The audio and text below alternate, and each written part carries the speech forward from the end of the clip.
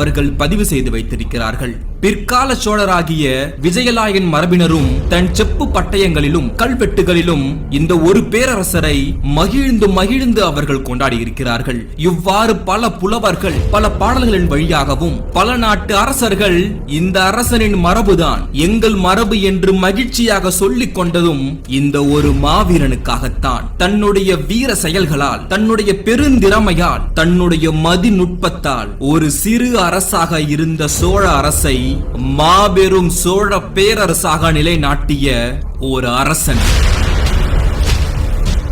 இன்று வரலாற்றில் நாம் புகழ்ந்து புகழ்ந்து பேசக்கூடிய பல சோழ மன்னர்கள் இவருடைய வீரத்திற்கு முன்பு சிறு பிள்ளைகளாக தெரிவார்கள். இத்தனை புகழுக்கும் காரணமான அந்த அரசன் யார்? அந்த மாவீரன் யார்?